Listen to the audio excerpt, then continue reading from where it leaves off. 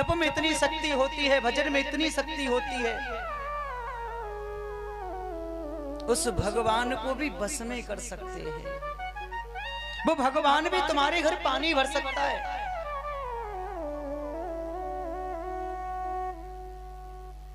भगवान कहता है मैं तो भक्तों का दास हूं। ये भक्त भगवान के दास नहीं होते, भगवान ही भक्तों के दास बन जाते हैं।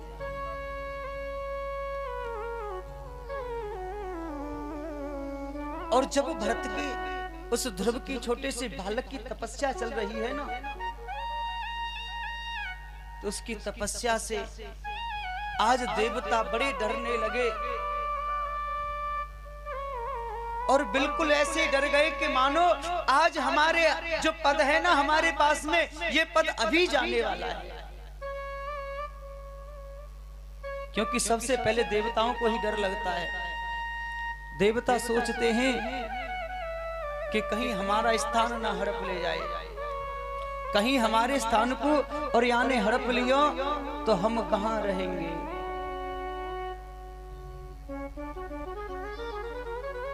सवा महीने तक ध्रुव ने जब तपस्या की थी तो केवल फलों का ही भक्षण किया।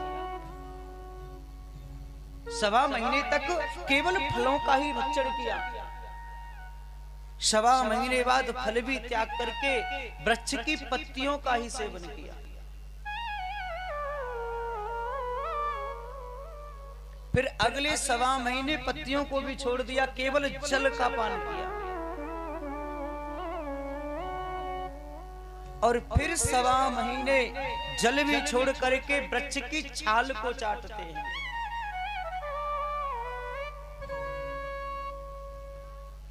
इस प्रकार से जब 5 माह पूरे बीत जाते हैं और 6वां महीना लगा तो ध्रुव ने श्वास रोकना प्रारंभ कर दिया।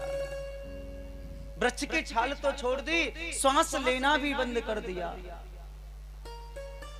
जैसे ही ध्रुव जी ने श्वास लेना बंद किया तो उधर देवताओं को भी घुटन होने लगी। देवताओं को ऐसे लगा कि अब हमारा जीवन जाने वाला है, अब ये जीवन हमारे काम का नहीं है।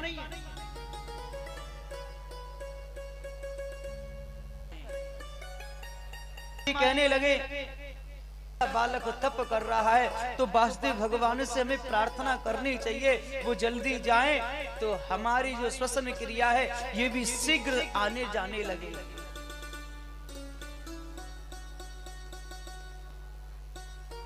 वासुदेव भगवान से प्रार्थना की, हे प्रभु आप ही जीवन के आधार हैं, आप जाकर के ना इस छोटे से बालक ध्रुव को अपना दर्शन दे दो, जाकर के दीदार कराओ।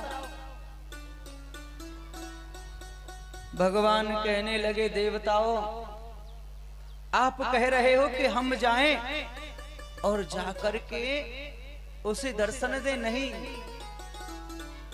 मैं भक्तों का दास हूं, अहम भक्त पराधीन। अरे हम तो भक्तों की अधीन हैं और पराधीन सपने सुखनाई। हाँ, जो पराधीन होते उनको स्वप्न में भी सुख नहीं मिलता।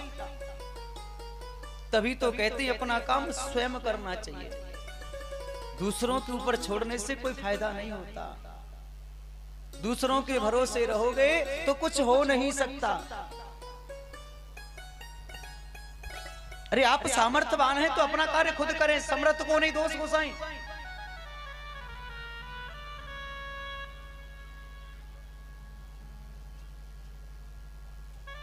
भगवान कहने लगे ऐसे भक्त को मैं दर्शन देने नहीं, मैं ऐसे भक्त का दर्शन करने जाता हूं, मैं ऐसे भक्त का खुद दर्शन करना चाहता हूं।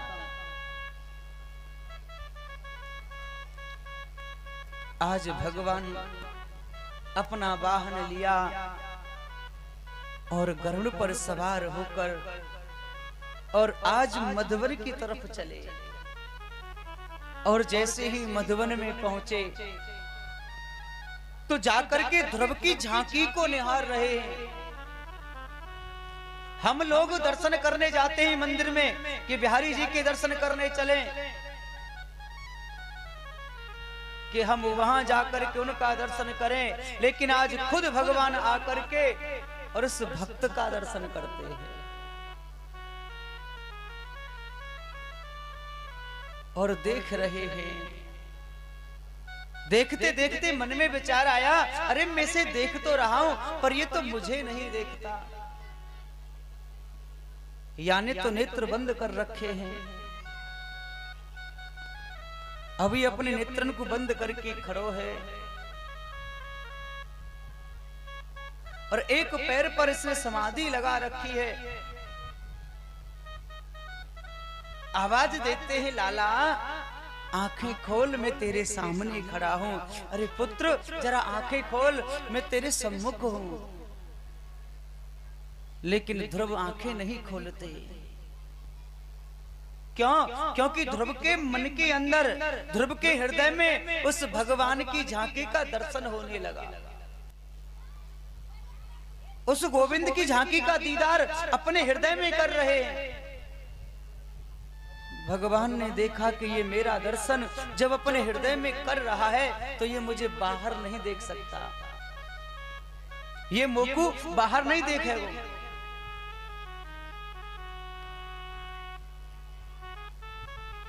तो मेरे प्रभु हृदय में जो दीदार करा रहे थे ना, आज उस हृदय से निकलकर बाहर आ गए।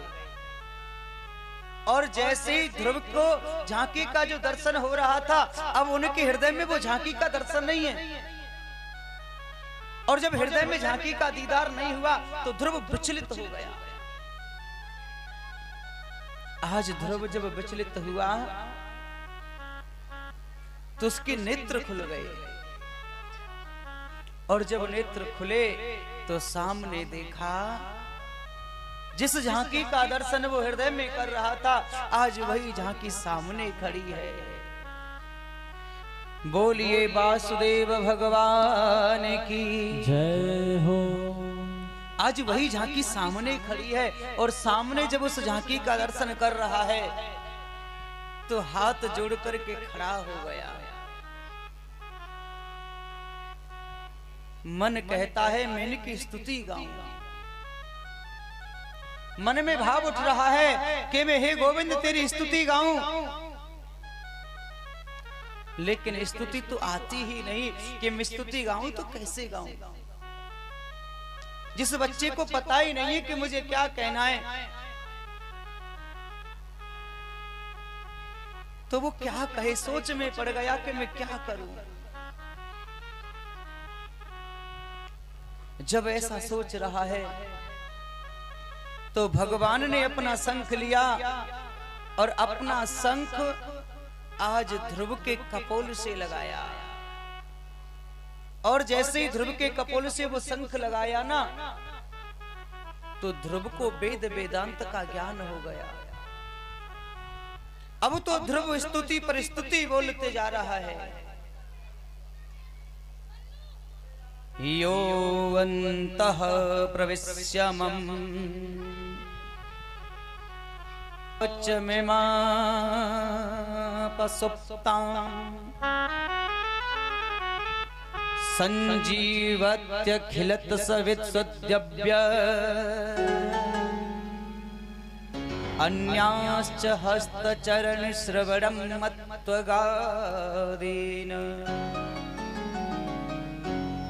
प्राणन्मो भगवते पुरुषाय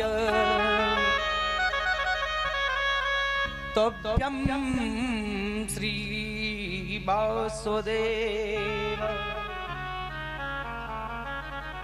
तोभ्यं नमामि ईश्वर दामोदरं माधव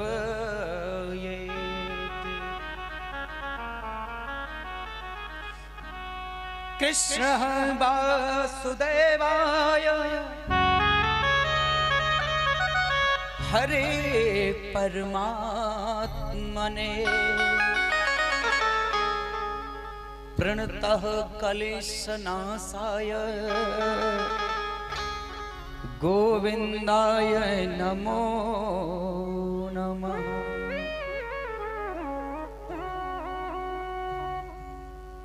हे प्रभु, आप तो सर्वशक्तिमान हैं। आप जैसा दयालु कृपालु संसार में कोई है ही नहीं।